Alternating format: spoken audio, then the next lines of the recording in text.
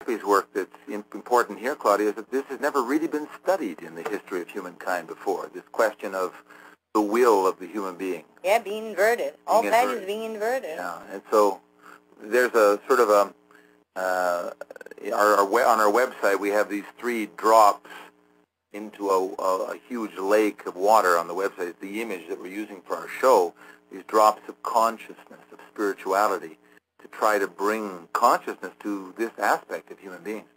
And I was thinking as you were speaking, I remember reading about a study, actually many studies have been done about this, where human beings are told by their doctors that they must change.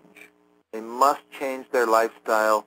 They have to start getting exercise. They have to stop eating so much fat. They have to stop smoking, stop drinking. They must change, or they will face a very serious situation, maybe even death, in a very short time. They must change, or they will die. And only 10% of people change. Because if you start saying you must for a patient, you will create such a resistance. He will do the opposite. Because nobody wants to be repressed in anything. Censored. No, you must. It's a kind of censorship. So we need to become conscious of things. We think that children are not conscious, are not ready to understand things, but they are. We have the truth inside of ourselves. If you want to deceive your child, he will not accept. So if a neurotic behavior, if you want to see the degree of neurosis in a person, you see how much this person Hello. Hello, Richard. Oh, hi, Cesar. Oh, it was quite difficult to answer in the line. You're on the Sorry line for the now. delay. Yeah, I've been trying for 10 minutes. What's up? We're on the air live, Cesar. Let me just introduce you. Let Claudia finish her thought first. Okay, all right. And then we'll get to you. Just 1 minute. Finish your thought, Claudia. This is very, very good what you're talking about. This tendency we have to want to censor, to want to impose. Yes. This is a moralistic. Yes. Doesn't work. So saying a must for a person just increases the desire. That's why diets don't work. So if you do a strong diet, then the chance of eating much more after you stop your diet, it's really big. So now it's a time of consciousness. So we need to become aware of why we do things and how things would be otherwise, if things would be in the right way. So we can have the freedom, a conscious freedom to choose what we want. So you cannot never say to a patient, you must do this or you die. We would say, you have to see why you want to die. What you are doing that you are choosing death. This is the question. Why you want to die? Why you want to destroy your life? What the results show your hidden intention. If you are sick, if you are dying, it's because you are doing something against your life. So that's the point to be addressed. Very calming, this. Well, you're listening to Healing Through Consciousness, our first program with Richard Lloyd-Jones and Dr. Claudia Bernhardt-Pacheco. We have a good friend on the line now. We wanted to bring him in today because it's also another very momentous event is happening here in Sao Paulo, Brazil. The Eco-Germa trade show. This is a German ecological trade show.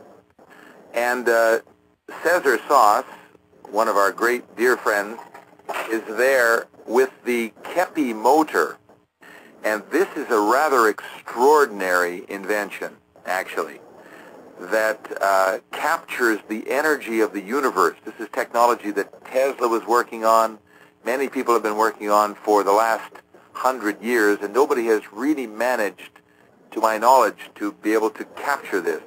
The Kepi motor, based on Norberto Kepi's applications of his theories in the area of physics, is doing just that. And Cesar is there right now. One of the developers of this motor is at the fair, and I thought we would get a report from him of what's happening. Cesar, how are things? Lots of people? What's going on?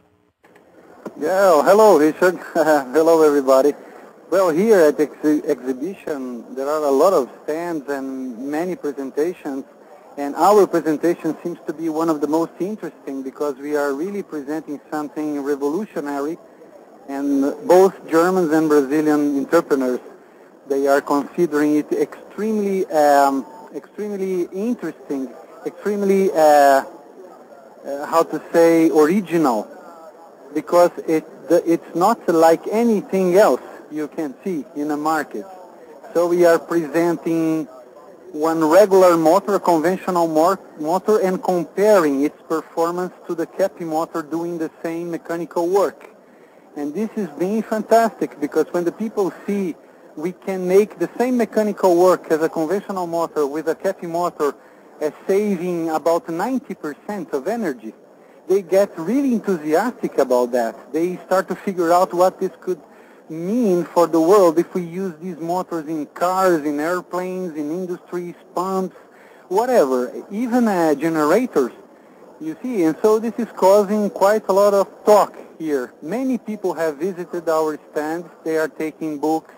They want to know the principle Dr. Kepi discovered in his book, The New Physics.